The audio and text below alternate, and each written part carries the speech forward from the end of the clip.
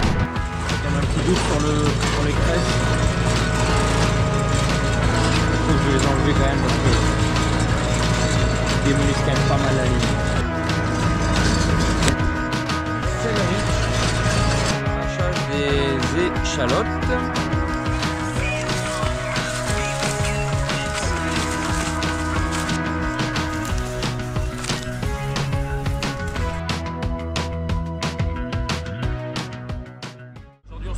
À bord d'un nouvel engin qu'on vient de louer parce que le Kubota avec la petite fourche, comme vous avez déjà vu, pour le curage des fumiers, eh ben, il est en panne. Et là on doit curer le fumier des poules. Alors le fumier des poules c'est quelque chose que je vous montre après. Là je suis dans un Bobcat qu'on a loué pour faire ce curage.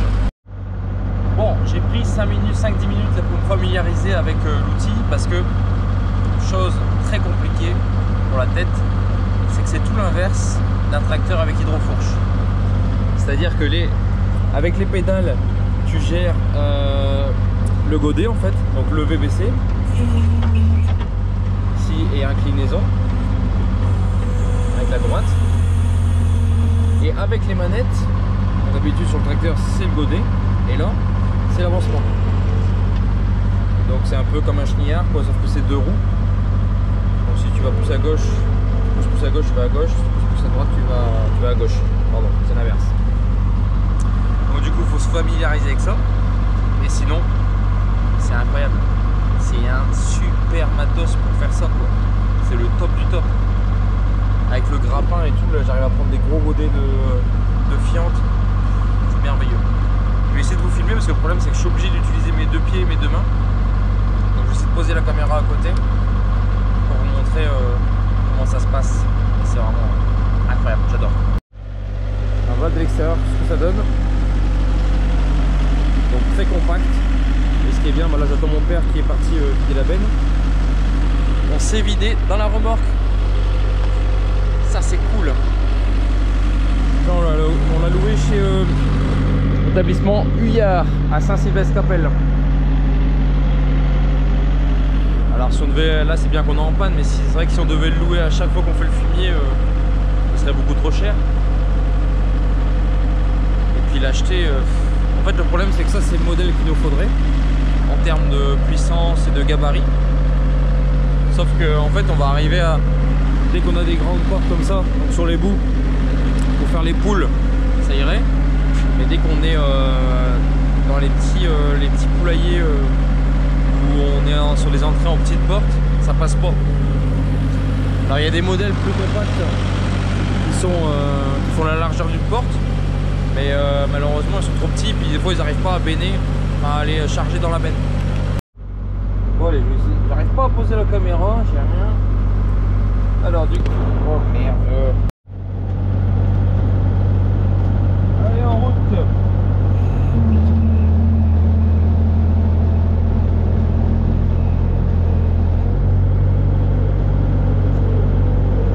Tu as envie de pousser le manche pour baler, et c'est là, c'est avec les pieds.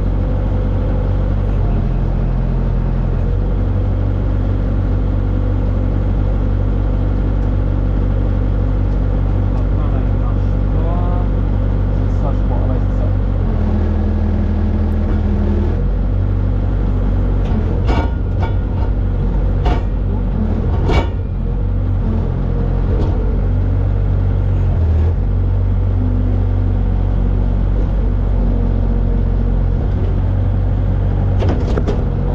En même temps, mais bon, je veux pas que je m'y fasse. Mais c'est limite un jouet le truc. Je sais pas accrocher les portes parce qu'ici c'est quand même serré. Et puis surtout tourner à 360 degrés, ça c'est génial, regarde comme ça. Oh là là, c'est magnifique.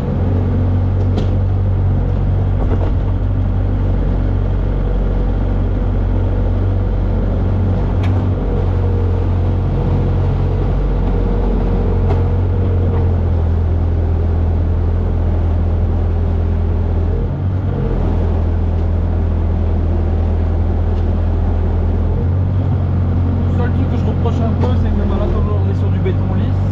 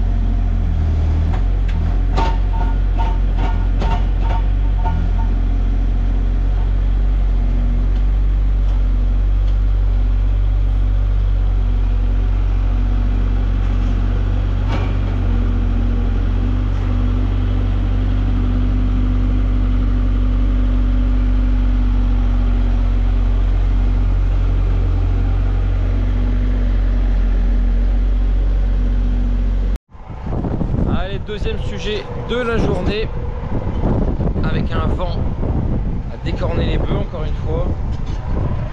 Binage des choux et d'autres légumes après à la suite.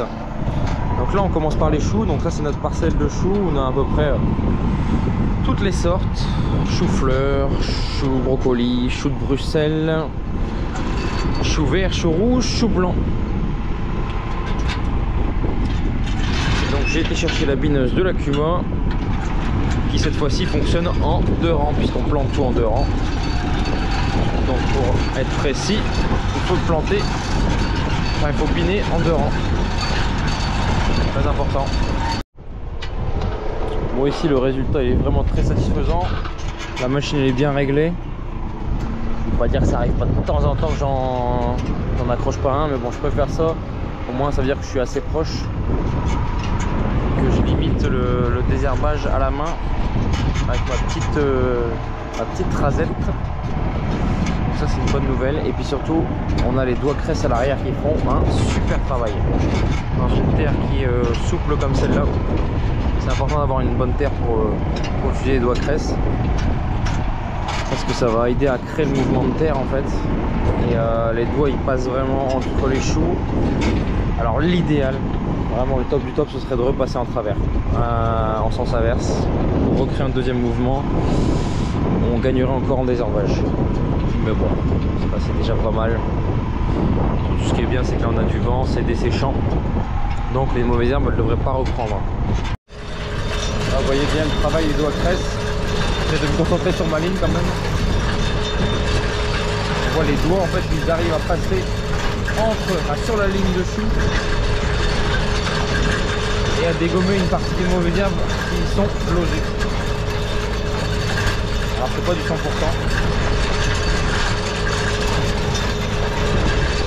Et les doigts cresse aussi, ce qu'il faut savoir c'est que ça demande une certaine vitesse pour être efficace. Là on doit être à 6-7 km/h, il faut pas moins. Parce que si tu es moins rapide, t'as pas assez de mouvement de terre, hein, là cette agressivité qui va faire que ça va projeter et que les doigts ils vont en fait travailler. Les doigts vont juste passer en fait et se poser quoi, sur la terre. Donc il faut qu'il y ait de la vitesse pour fouetter la terre et donc déloger les mauvaises herbes. Pas trop mal hein. Il est beau ce champ de choux hein. Là ce matin on a encore replanté des choux-fleurs là-bas. On a débâché les serres de fraises. Comme ça je vais pouvoir retravailler pour y mettre les choux, parce qu'on a encore 2 livraisons de choux avant la fin de la saison. Donc encore des choux-fleurs, choux brocoli, encore une grosse livraison de choux verts, donc des choux frisés, ça dépend comment vous les appelez. Et en fait ici la dernière étape, donc là on fait un binage. Je pense qu'il n'y en aura qu'un. Normalement il aurait dû en avoir un premier un peu plus tôt. Mais bon, après je fais en fonction aussi des différents groupes de précocité, enfin de plantation. En fait sur des côtes mal taillées comme vous savez, comme d'habitude. Mais donc là un binage, et après ce que je vais faire, un butage aussi. Le plus tard possible, tant que mon butoir y passe, pour recouvrir le rang de terre, ce qui permettra de bloquer le développement des petites adventices. Alors faut pas que ce soit trop gros pour ça, mais ça marche plutôt bien.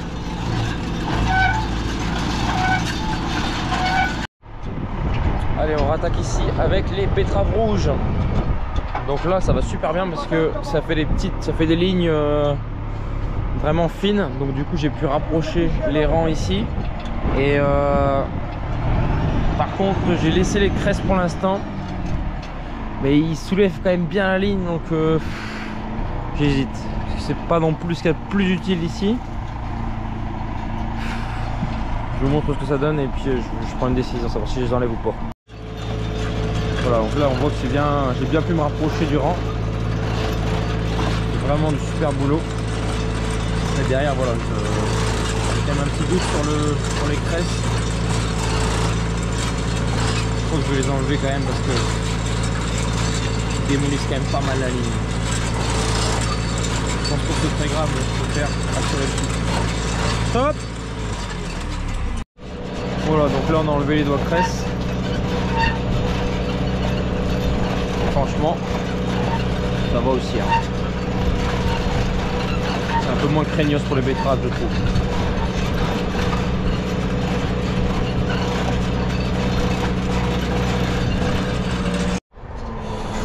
Nous sommes le 4 juillet et je viens de mettre un deuxième pull.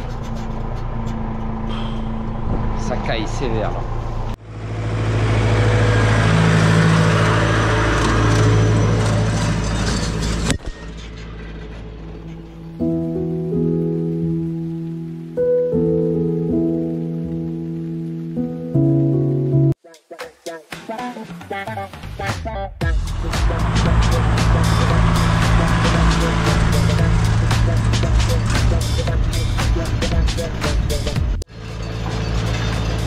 Allez, on attaque ici avec les céleris, qui étaient plutôt propres déjà. Mais là, ce qui va être bien, c'est qu'on va casser un peu la croûte. Ça va rappeler, ça avait été planté assez tôt. Donc on a eu pas mal de pluie battante là-dessus. Ce qui fait que la surface est un petit peu rêche. Mais voilà, les dents font du bon boulot pour bien ouvrir tout ça. Et enlever quelques grosses mauvaises herbes quand on y retrouve. Mais dans l'ensemble, c'est propre.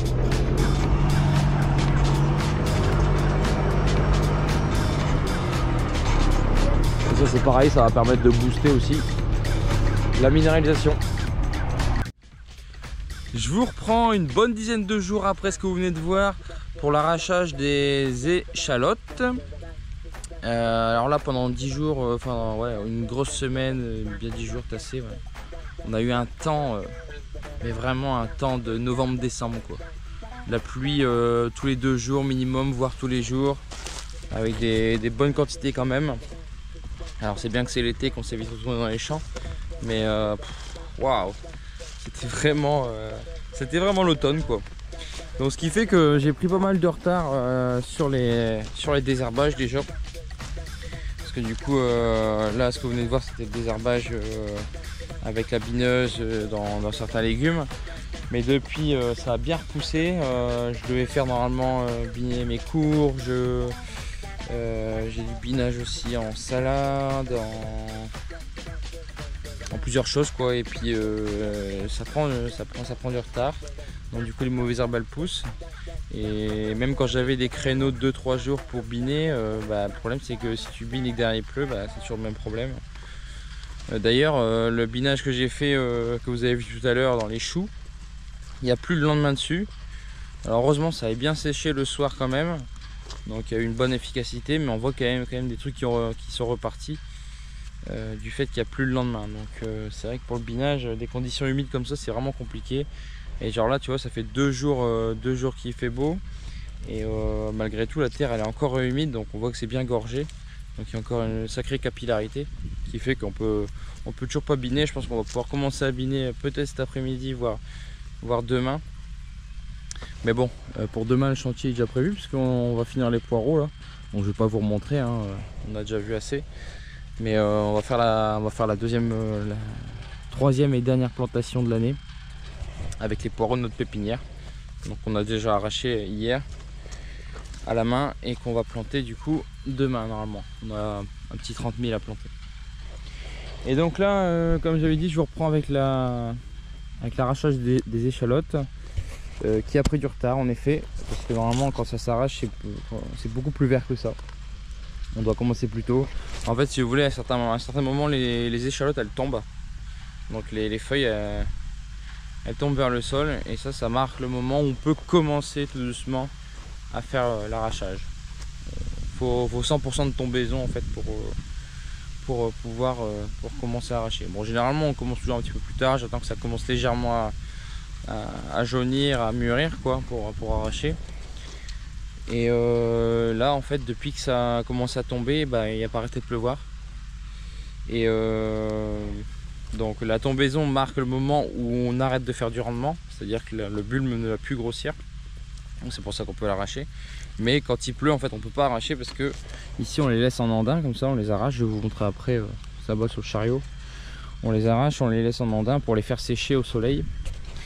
Et c'est important que ça sèche bien plusieurs jours, même une bonne semaine pour bien. Et Mais il faut pas qu'il pleuve, ou idéalement faut pas qu'il pleuve, après faut surtout pas qu'il pleuve trop. Donc là on est jeudi, ils annoncent quand même un petit peu d'eau samedi soir. Bon apparemment 2-3 mm donc c'est pas méchant. Mais voilà, faut pas 3 jours de pluie consécutifs comme on avait eu. Et donc entre temps, il y a plu pas mal et du coup j'ai eu une arrivée de maladie mais assez chaude. En fait normalement on voit là où c'est pas malade, on a des tiges un peu comme ça. Voilà, ça c'est pas malade mais ça a commencé à ça jaunit en fait parce que ça mûrit tout simplement, la plante se meurt. Par contre il y a des endroits où vous voyez, là, il n'y a quasiment plus de feuillage. Ça a été détruit par la maladie en fait vraiment en une semaine de temps. Il y a les champignons qui sont arrivés et ravagés. Alors pour le rendement il n'y a aucun problème puisque comme je l'ai dit le rendement était fait. Par contre j'espère que j'aurai pas de répercussions au niveau de la conservation. Alors normalement non, c'est pas, s'il y a un bon séchage après qui est fait et qu'on rentre vraiment dans un bulbe hyper sec, normalement il ne devrait pas avoir trop de problèmes. Mais c'est vrai que je préfère généralement rentrer des bulbes bien sains avec un bon feuillage pour s'assurer une longue conservation, parce que ça on va conserver jusque juin prochain. Ça peut quasiment faire ça fait 10 mois facile, 10 mois de conservation. Donc on verra. C'est un peu dommage parce que j'étais bien parti, franchement c'est de la belle camelote. Il y a quand même des calibres sympas. Bon, pour l'échalote traditionnelle c'est très bien quoi. Faut pas que ce soit beaucoup plus gros. On a des fois des trucs comme ça, je vois, faut pas trop gros non plus. Ça c'est l'idéal, c'est un truc comme ça. Ça c'est parfait ça. Franchement c'est pas mal. Donc là on aura 3 jours de beau temps dessus. Ça va déjà faire du boulot. J'espère qu'il va pas trop pleuvoir. Et on ira ramasser ça dès que je sentirai que c'est bien sec. Mais on finira un séchage après à la ferme. Je les mettrai en tas sur une demi-lune de ventilation, sur une gaine en fait. Et je vais envoyer de l'air à fond pour bien sécher comme il faut. Parce que malgré tout, voilà, le sol en dessous il est très humide. On sent on arrache, mais en dessous c'est fou comme c'est humide. En plus la plastique noire ça garde bien l'humidité. Et mais bon. Donc on finira le séchage à la ferme avec de la ventilation. Voire du chaud, mais je pense pas, je pense que ça ira. Si on a quelque chose de beau temps, ça devrait le faire. Donc là on a installé la tech. Et hier pour commencer j'ai fait une bande. On a fait chacun une bande à 2. Et j'ai dit ouais, demain surtout si il y a le soleil, on va mettre la tech avec la voile. Et c'est autrement plus confortable. Franchement je veux pas dire que c'est un plaisir à faire, mais par rapport à quand tu es sur le sol là, à genoux, là t'es quand même peinard.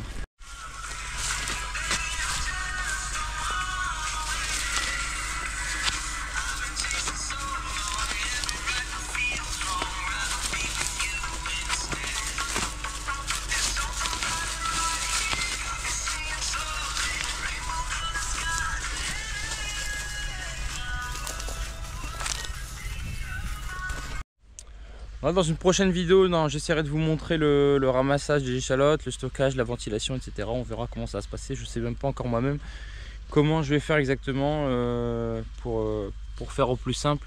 Parce que c'est vrai que si on manipule plusieurs fois, à chaque fois recharger, parce que l'année dernière, je les avais mis en serre en fait. On avait tout ramassé, on avait tout étalé en serre pour que ça sèche bien. Et ça, c'était vraiment pas mal. Franchement, le résultat était top. On a eu une super conservation. Après là on en a un peu plus quand même, tout recharger, tout mettre en serre. Après il faut dérouler une bâche en serre pour bien. Je sais pas encore exactement, on verra, je vous montrerai dans une prochaine vidéo. On va essayer quand même de faire au plus simple possible. En espérant du coup qu'il pleuve pas trop surtout. Et que ça sèche déjà fort bien au champ. Ce sera tout ce qu'on n'aura pas à faire après à la ferme. En tout cas je vous remercie d'avoir regardé cette vidéo. Nous on a pas mal de taf, on va profiter du retour des beaux jours. Parce que c'est vrai qu'avec ces pluies là franchement on est toujours bloqué dans ce qu'on veut faire. Notamment au niveau des binages, j'aime pas voir ça les parcelles et qu'on puisse pas faire grand chose malheureusement. Parce que ça sert à rien, comme je dis, de biner de la terre humide. Ça fait pire que mieux quoi. Tu remets des graines en germination et puis ce que tu as coupé ça repique comme on dit. Donc voilà, donc on va profiter du beau temps là pour travailler dans les échalotes. On va planter le poireau demain, faire tous les binages. Ah, petit aparté sur l'ail aussi qui est en train de finir son cycle. On voit ça commence légèrement à jaunir, ça commence un petit peu à tomber ici, donc je pense que ça va être pas mal. Et c'est pas les plus gros calibres que j'ai eu, mais c'est franchement correct. On va en enlever un pour voir. Franchement c'est pas mal. Donc là surtout ce qu'il faudra faire, c'est pas récolter trop tard non plus. J'attends, on dit 2/3 du feuillage qui est sec. Donc là pour l'instant ça commence, ça s'entame en fait là. C'est en train de mûrir tout doucement. Et voilà, donc ça petit aparté, à mon avis ça là ça va être pas mal aussi. Donc récolter 2/3 du feuillage sec, donc avec encore un petit peu de feuillage vert, pour éviter que les cailloux ils éclatent en fait.